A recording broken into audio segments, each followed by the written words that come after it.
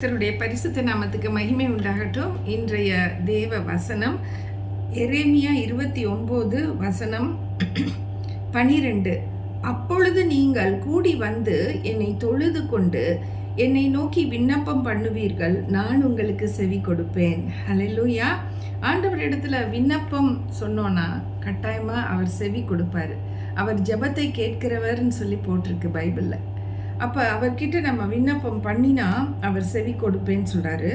எப்படின்னா நீங்கள் கூடி வந்து என்னை தொழுது கொள்ளுங்கிறார். கூடி வாங்க, ஒத்தொத்தையா இல்லை, கூடி வாங்க, எல்லாம் ஃபேமிலியாக வாங்க, ஒரு கம்யூனிட்டியாக வாங்கன்னு சொல்லி கூப்பிடுறாரு.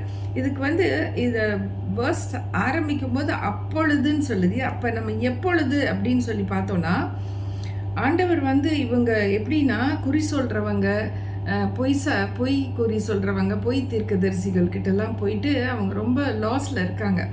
ஆண்டவர் சொல்கிறாரு, இதில் போகாதீங்க, இது கிடையாது, இது மெய்யானது கிடையாது அப்படின்னு சொல்லிட்டு 29:11 அழகாக சொல்கிறாரு. எதிர்பார்க்கிற முடிவை நான் உங்களுக்கு தருவேன், உங்களுக்கு என்ன வேணுமோ நான் உங்களுக்கு தருவேன், ஏன்னா நான் உங்கள் மேலே வச்சிருக்கிற நினைவுகளை நான் அறிந்திருக்கிறேன்.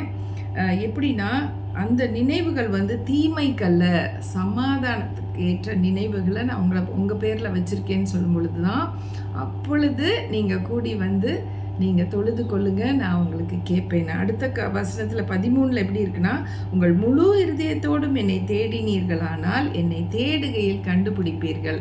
பாருங்கள், எல்லாம் நம்ம அப்படியே பாயிண்டாக சொல்கிறாரு பாருங்களேன். ஆண்டவர் அந்த பொய் இதுலலாம் போயிடாதீங்க. இன்றைக்கி நிறையா பேர் தவறாக சொல்லி மிஸ்லீட் பண்ணுவாங்க. ஈவன் ஓன் ரிலேட்டிவ்ஸில் கூட சரியான டைரக்ஷன்ஸ் கொடுக்க மாட்டாங்க. அவங்களால கொடுக்க முடியாது. ஏன்னா இயேசு கிறிஸ்து நம்மளோட தெய்வம். இந்த வேத வசனத்தை நம்ம கரங்களில் கொடுத்துருக்காரு.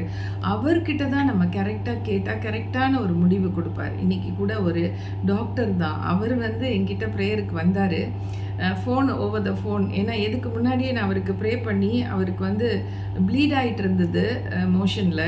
அப்போ ஸ்டாப் ஆகிடுச்சு. ப்ரே பண்ண அன்றைக்கி ஸ்டாப் ஆகி அவர் சுகம் பெற்றார் கர்த்தருடைய கிருபையினால். இப்போ திருப்பி வயிறு வலிக்குதுன்னு சொன்னார். பாருங்கள், ஹீஸ் அ டாக்டர்.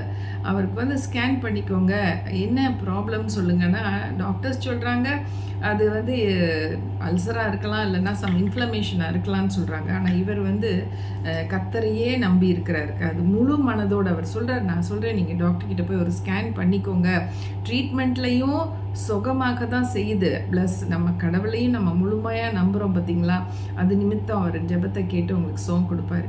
அவர் அடித்த மாதிரி சொல்கிறாரு, இல்லை லாஸ்ட் டைம் நீங்கள் ப்ரே பண்ணீங்க, அன்னைக்கு கூட நான் ப்ளீட் ஆகிட்டு இருந்தேன், என் டிஃபன் பாக்ஸில் நான் சோறும் தயிரும் வாங்கி தயிர் சாதம் தான் சாப்பிடணும்னு நினச்சி வந்திருந்தேன்.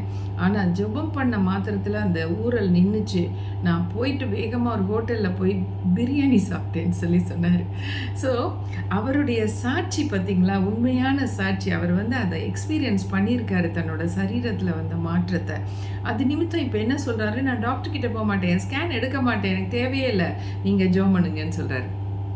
ஆண்டவர்கிட்ட இப்படி தான் போகணும், முழு மனதோட முழு பலத்தோட. அவரை சேவிக்கிறவங்களுக்கு அவர் உடனே ஆன்சர் பண்ண ரெடியாக இருக்கார். நம்ம முழு மனதோட செய்கிறதில்ல, அதை நம்ம தெரிஞ்சுக்கணும். அவர் சொல்கிறாரு, நீங்கள் எல்லோரும் கூட்டமாக கூடி என்னை தொழுது கெடுங்க, விண்ணப்பம் பண்ணுங்க, என்கிட்ட பண்ணுங்க, நான் உங்களுக்கு செவி கொடுப்பேன்னு சொல்லிட்டு, உங்கள் முழு இருதயத்தோடு என்னை தேடினீர்களானால் என்னை தேடுகையில் கண்டுபிடிப்பீர்கள். 9 குஷ்டரோகிங்க போகிறாங்க. 10 குஷ்டரோகியில் ஒருத்தன் திரும்பி வரான். அவங்களெல்லாம் ஆண்டவர் தொடக்கூட இல்லை, தூரத்துலேருந்து நிற்கிறாங்க.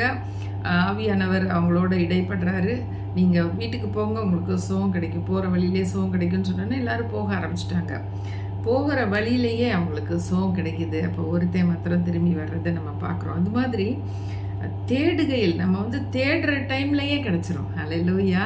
எங்கள் அம்மாக்கெல்லாம் ஒரு டிஜிஎஸ் தினகரனோட மீட்டிங், ஒரு கன்வென்ஷன் முடிச்சுட்டு நாங்கள் போயிட்டுருக்கோம், வீட்டுக்கு போயிட்டுருக்கோம்.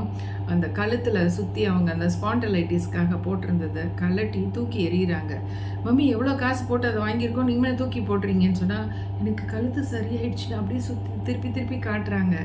கர்த்தருக்கு மகிமை. அவங்க வீட்டுக்கு போகிற வழியில் அவங்களுக்கு சுகம் பரிபூர்ணமாக கிடைச்சிது. அது மாதிரி நம்ம தேடுகையில் நமக்கு கண்டடைவோம். ஹல்லேலூயா.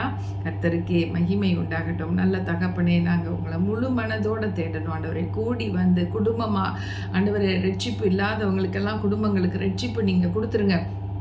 அது நிமித்தம் கூடி வந்து தொழுது கொள்ளும் பொழுது ஆண்டவரே, விண்ணப்பத்தை கேட்டு அதுக்கு பதில் கொடுப்பேன்னு சொல்கிறீங்க ராஜா. முழு மனதோடு நாங்கள் தேடும் பொழுது அப்பா, நீங்கள் முழு மனதோடு எங்களை ஆசீர்வதிப்பீங்கப்பா. நன்றி தகப்பனே, உமக்கு ஸ்தோத்திரம் ஆண்டவரே. இந்த மத்தியான வேளையிலும் எங்களை ஆசீர்வதிப்பதற்கு என்னென்ன வழிமுறைகள் இருக்கோ அதை எங்களுக்கு கற்றுக் கொடுக்குறீங்க.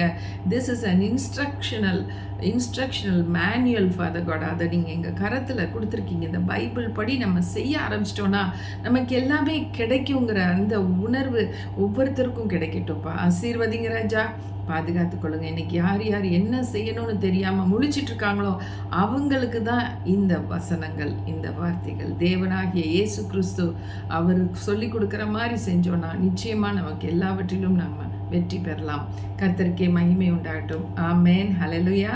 Thank you friends for watching this video and God bless you all.